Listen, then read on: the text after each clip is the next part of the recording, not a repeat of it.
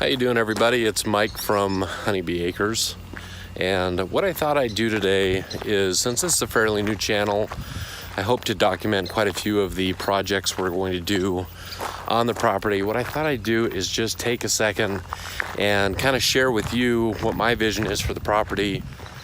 But we have a few projects that we want to accomplish that I want to document here on YouTube through our channel, and get your feedback and get your ideas as far as what can be accomplished, maybe things that you've done on your property that's worked for you, mistakes that you've made that hopefully we can avoid, all that fun stuff. So just to give you a little background, we bought this property about 3 years ago, and this property here in southern Utah has been around for about 40 years. So the house was built in the mid-70s. The property was used for alfalfa for some time. It's been used for sheep a lot of the time. And it's got a private well on the property, but the house is pretty old. Over the years, there's been quite a few of different improvements. As you can see, there's some old fencing here, a lot of which needs to be fixed and adjusted. But there's a lot of area that's kind of an empty canvas, and so we have a vision that we want to accomplish as far as what we want to do, and that's kind of what I want to show you today, is some of those projects, and kind of from start to finish. So we're going to start here actually from the road, and we have a nice kind of little private road here, and for southern Utah this is kind of a rarity, but we have a nice road here that don't have too many neighbors around, but it is a gravel road that comes off of an asphalt road. We're about, I would say about a half a mile from the main road, and it enters into our property here. Now, from our property, we have a pretty long driveway, at least for Utah standards, that goes into our house and into our property. And you can see just kind of right off the bat a couple things that we want to fix. Number one, because it rained yesterday, you can kind of see that the road is pretty worn, and there's a lot of areas in the road that have problems that need to be resurfaced and put rock down and fixed. I think this road has been really neglected over the years, and that's something that definitely needs to be fixed. In addition to that, you can kind of see we have these fence posts here that hold the gate, and I would really like, I've kind of always had a plan to have an automatic gate, because I'd like to keep the gate closed, but these old railroad ties, as you can see, they're kind of worse for wear. Little solid, but definitely have some issues, as well as we have just kind of some older stuff that just needs some help, just needs some repair. So that's probably not a super high priority project, because it's something that doesn't have to be done. It's functional. You know, the road, the driveway, does it have to be done? No, but you know, not everybody likes to drive their cars down a driveway that's got a bunch of muddy holes in it and get their car all dirty. We don't really care about that, because that's kind of the cars that we have. But for people who have brand new cars, you know, maybe that's something that they would be a little concerned with. So that's something we'd like to fix. I'm not sure if we'll get to that this year. We have a few other priorities we want to make, but that's definitely something that we want to do. So the next stage here is on the right-hand side. We have probably a good 5 acres that is fenced with pretty decent fencing. It's not bad. We have area in here that definitely we could put some livestock. Problem is, when we first got to the property, we let some horses graze on this, and we let them graze it down too far. And it's pretty well just dirt with kind of these willow bushes that come up, and that's a problem. We want some pasture in there. Here in Utah, water's a big deal, and so we don't have a lot of water that we can just, you know, run sprinklers constantly to grow pasture, and there's certainly not enough rainfall to have pasture grow naturally. So we have to probably, what we're going to do, or at least the plan is, we're probably going to plant some dry land pasture out here in this pasture, and With that, I think it's specifically designed for places that get less than 10 inches a year. And here in Cedar City, we get about, I think, between about 10 and 14 inches a year in rainfall. And so what we'll do here in probably a month or so is we'll probably till this up. Not actually a deep till, just kind of a ground disturbance. We'll go ahead and spread some dryland pasture seed out there. They say to do it in about October, kind of before the winter hits, and that way it's got the winter to germinate and get some moisture, and then in the spring we should start to see a little bit of pasture. So we'll keep the animals out of there, so hopefully that pasture will go ahead and work. So on the other side of our driveway here, and you can kind of see the barrier fence, but we have another probably 3 acres worth of potential pasture or ground that's not fenced. We don't really have anything going on except for, you can see the beehives back there. Now this area I would like to, and you can kind of see our pump house right there back by the beehives. That's our water source, and so I would like to actually plant a small orchard in that area. And we've got easy access to where the pump house is, and we can create some, it won't be hard to run water to the orchard. Again, we don't have a ton of water to spare, but we have enough that we can probably plant half a dozen to a dozen fruit trees and get it water and get them successful. So somewhere over here in this part, we'll probably want to plant our orchard, small orchard for the family, as well as I'd like to put a greenhouse over here. And that's something I've been doing a lot of reading on. Our garden is actually on the other side of the property, not that far, but probably an acre and a half, 2 acres away from where the greenhouse is going to be able to get the most light. I know a lot of people say, gosh, plant or put your greenhouse right by your garden, because you don't want to have to do a lot of walking and transferring, have that space be limited. The problem is over there by the garden is I just don't have a lot of spot that gets a lot of sun. And whereas on this side of the property, we don't have any big trees, and we'll get a lot of really good sun. One thing that maybe you could help me out with, if you have an idea, is do I put the greenhouse south facing or east facing or west facing? I'm not really sure. I'm not super educated on that. And so I got to do more reading, or maybe you've got some ideas on that. Anyways, we'll probably put the greenhouse over here somewhere, and then fence the rest of this piece to be another pasture. And again, we'll probably plant that in dryland pasture seed, which will give it an opportunity to rotate the animals that we do have from the different pastures. We probably will have about 3 pastures on the property as a whole. So as you're looking, as I'm kind of walking here closer to the pump house and the beehives, some of you watched the beehive story. I'm going to do another video on it, but the beehives are not mine. They are a friend of mine's that he summers them up here at our property. And these beehives, there's probably about 100 of them here. I would like to get beehives at some point, but now it's worked really well to have him just summer them up here. He's up here every other weekend and kind of taking care of them and medicating them and those kind of things. And then he trades me out honey and other bee goodies in trade for that. And so it's worked out really, really well. I've kind of debated back and forth whether I want to get into bees myself, just because do I have the time? Do I have the interest, that kind of thing. I certainly love the honey, but whether I want to make that and add that to my workload, I'm not sure. But in any case, we'll probably want to put the beehives kind of in the back corner of the property. I'd like to kind of do a perimeter fence around them, kind of protect them. One problem that we've had this year is skunks getting into the beehives, and that's caused a little bit of a problem, so he's been working on that. But if we can, help him out with that and create a good space where maybe we can keep some critters out, that'll be a good thing. So that will probably be in the back corner of the property. It'll keep the hives well away from our house, as well as the neighbors' houses where the kids are going to play, and we shouldn't have any problem with that. So this area I'm walking past right here and into these trees is really just pasture that we'll want to put.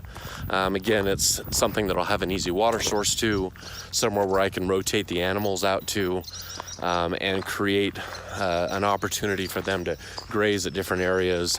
And we may try to, possibly plant a different seed there, try different things, because those won't be quite as many acres as the one next to us. So kind of moving into the front of the property, one thing you'll notice is one of the things that drew us to this property was all the big trees. In southern Utah, we're in the high desert here. There was a lot of properties that were just flat ground that didn't have any trees. And so that was a big bonus for us, that this was a little bit more of a mature property, had some big trees that we could enjoy now instead of, when we're 20 years from now. But one thing that you can see is a lot of these trees are really overgrown, and I've got to do a better job. That's one of the projects, is really trimming those back and setting up these trees so they'll be the most successful, so they'll be healthy, have the right growth in the right places, but still be livable. Not only the trees, but you can also see some of these bushes that we have. They just need maintenance, and that's going to be a priority for me, is to kind of create a little bit more manicured space that we can live in, because we want to be able to enjoy it and have what we want as far as enjoying the trees, but not having scratch the cars or whatever when we drive past. So as we come around to this side of the property, this is kind of a unique place. So this will be by the garden, and you can see the space between me and the chicken coop back there with the red roof. That'll be the garden space. And if you watch the previous videos, we're working on the fence for that right now. The goal is to have that fence completely up. That's a 6-foot fence, keep the deer out, other critters out. We'll have that up by next spring. So hopefully next year we'll be having a good amount of vegetables and things coming from the garden. But this space right here is kind of a unique space. You can see I've got a hammock up. It's kind of a nice little space to get away. It's well shaded. It's shaded throughout pretty much the whole day. I'm considering building a little bit of a fountain or a babbling brook or something that'll run through this area, run off solar power. I think that'll be pretty cool. So that'll be a project, again, probably not this year, but that'll really increase this area, which is just kind of a relaxation area on the property. So anyways, so kind of coming around this corner, you can see we've got the chicken coop back there. We've got a few other, this is kind of where we keep the bulk of the animals. And again, like I said, this property is 40 years old. It's as old as I am. And it has, it's kind of showing the wear. It has a lot of things on this property that were built a long time ago and just have not been maintained. This particular property was, I know it was a rental for a long time.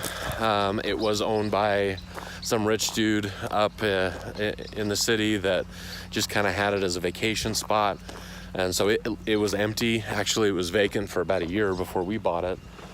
So there is, we'll just let the girls out here.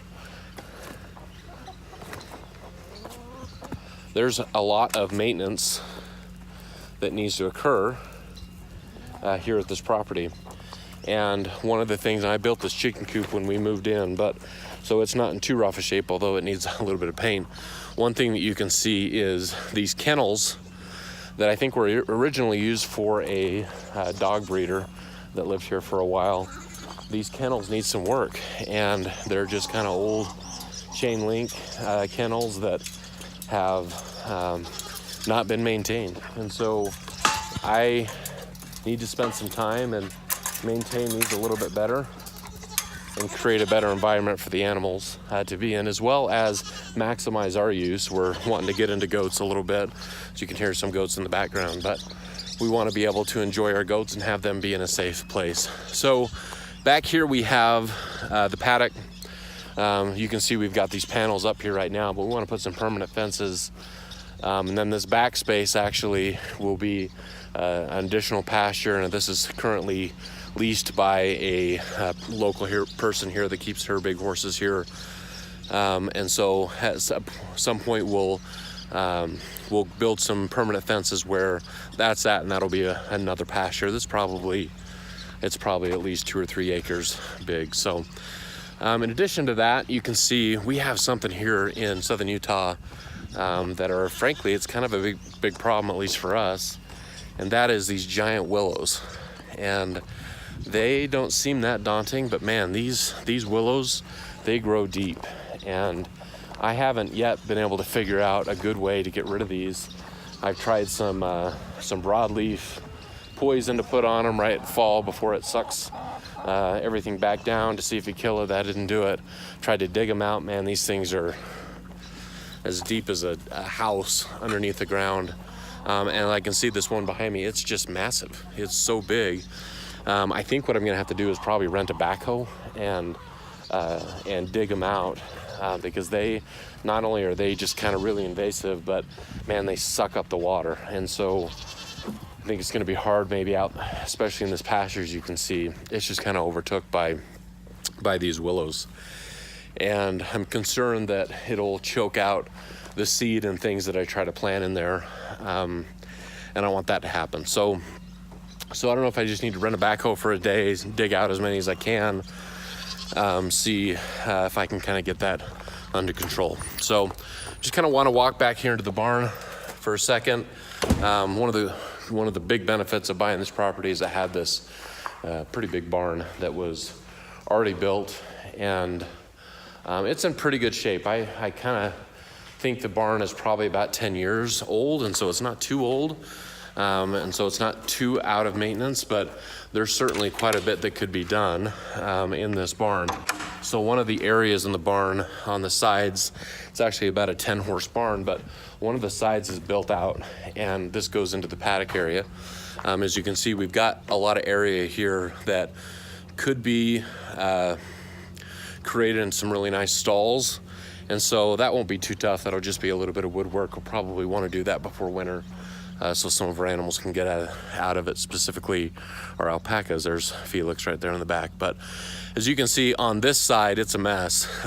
They had some horses here. Obviously, they kind of cribbed the heck out of the wood. And so I need to redo all that wood. I get some metal sheeting on it and just kind of make a better situation there for the barn. Like I say, it's a really nice luxury that we have here in this for this property, but it's something that needs to be fixed, and something that's fixable that I can do that's not beyond my particular skill, and I certainly don't have a lot of skills. But now the barn does not have on the other side it covered like this, and so eventually, again, probably not this year, but we'll want to cover the other side, maybe make an office out of it, a few things like that.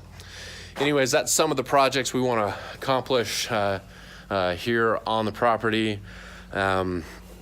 There are, a mountain of other things that could be done. Like I said, the house is 40 years old, so there's certainly some things on the house that need to be improved. Specifically, the well pump, the septic system.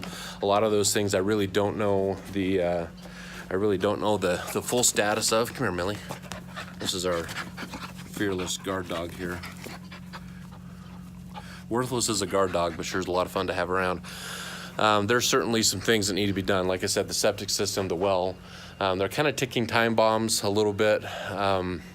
They've been okay, they're functional, but definitely need some maintenance. And it's one of those things that, gosh, when it goes down, we're really going to be handicapped. So we want to get ahead of that, get those fixed, maintain them the way they need to be maintained.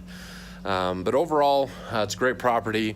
Infrastructure, a lot of it was there. We just need to update it, maintain it, get it where it needs to be, and we should be in good shape. So I'm excited that you're going to join us on a lot of those projects. Hopefully, you're going to learn a little bit of things. I know I'm going to learn a ton by doing them, and we can kind of maybe learn together. Now, some of you are experts in some of these things. Please don't be shy in adding some comments, or maybe something that you did that you found was a shortcut that's definitely going to help me out quite a bit. So thank you for joining me. We'll look forward to putting some more videos. Again, it's Mike with Honeybee Acres, and we'll see you on the next video.